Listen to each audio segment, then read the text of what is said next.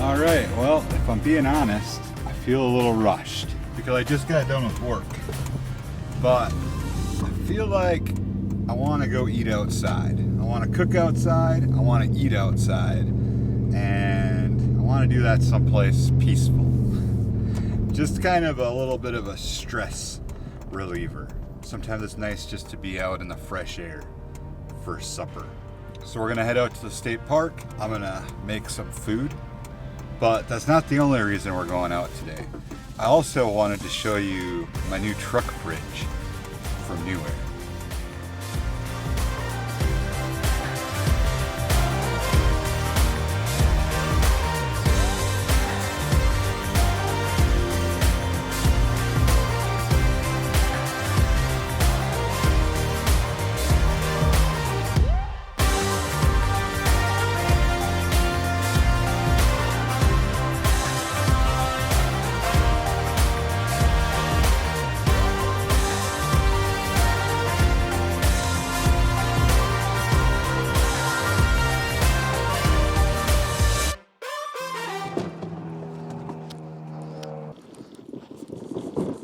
Now, obviously, I wouldn't normally bring an 80-quart refrigerator with just to make some food for supper, but tonight I am, because I want to show you guys. I want to show you guys this refrigerator and tell you why I have it, what I'm going to use it for, or what I can use it for. So a bit of a disclaimer, I do have a relationship with Newair. They send me out products from time to time to try out and give my honest feedback on them. They don't pay me, they don't tell me what I have to say, they don't tell me it has to be a good review or anything like that.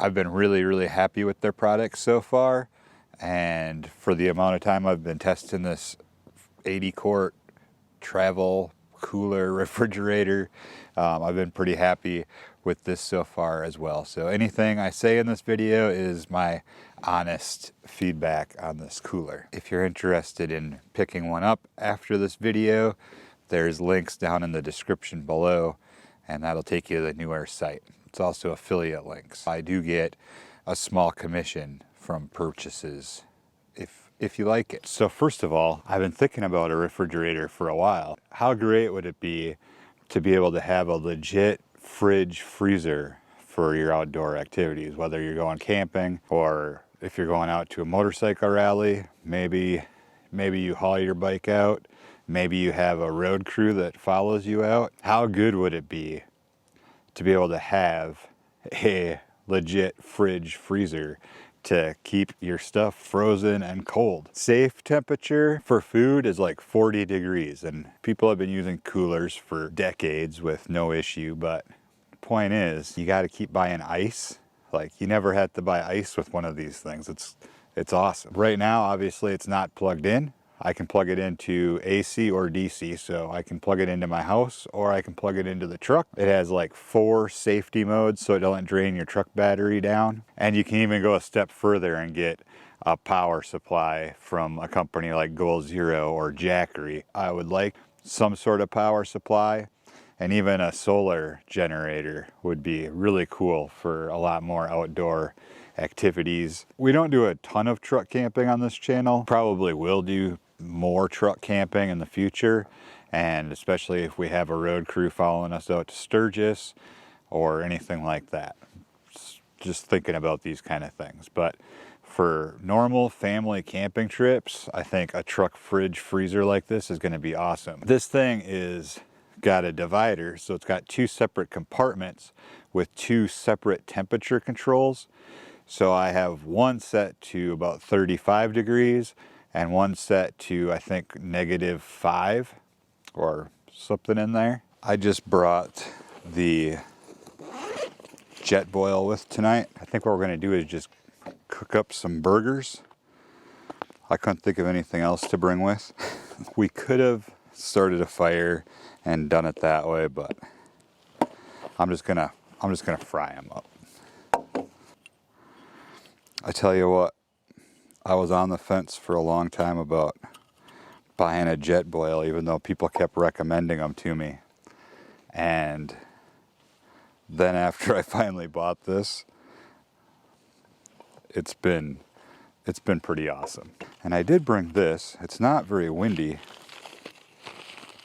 but I had mentioned in a camping video last year that I think if you're going to use the Summit skillet or anything on this pot stand, you should have the wind screen with, just to protect the flame. I actually brought oil with, but I also brought butter. I think we're gonna do butter burgers. You know what would go really good with butter burgers? Onion. But you know what we don't have? Onion.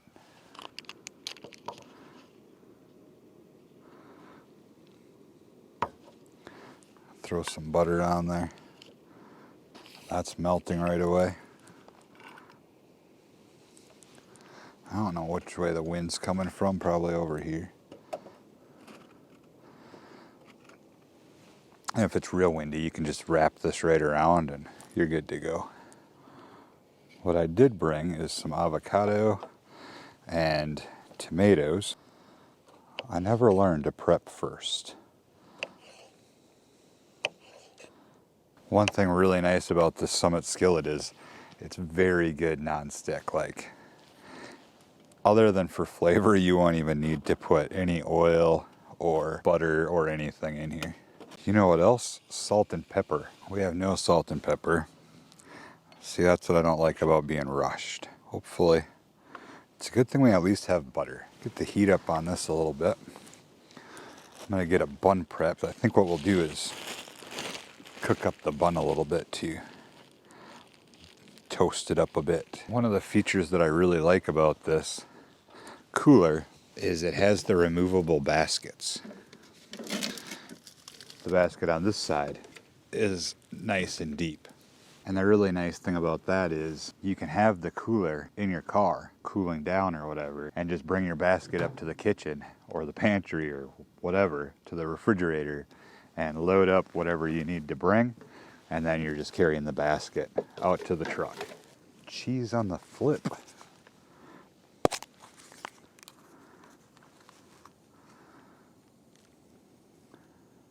We get the top bun toasting up. Now, I wouldn't be super concerned on a night like tonight about trying to keep the food cold, because again, it's in the 40s, so it's not that bad, but this is for demonstration purposes. And it's just a nice evening to be out. Really beats the heck out of cooking in the kitchen. Even though we don't have salt and pepper. Dang it.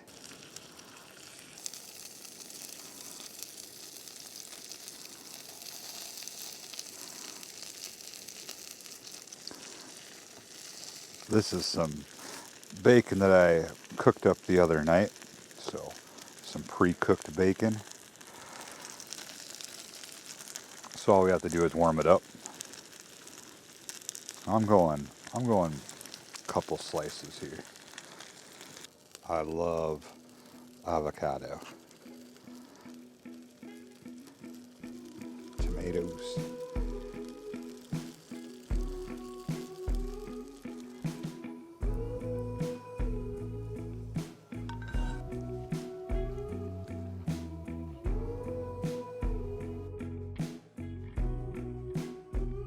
All right, that's enough fancy Instagram pictures.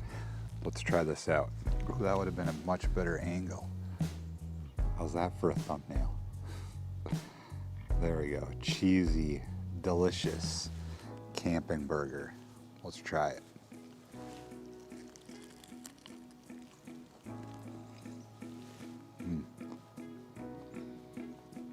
Real.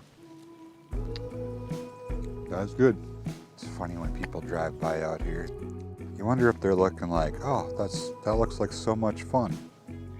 Or, what's that guy doing out here by himself?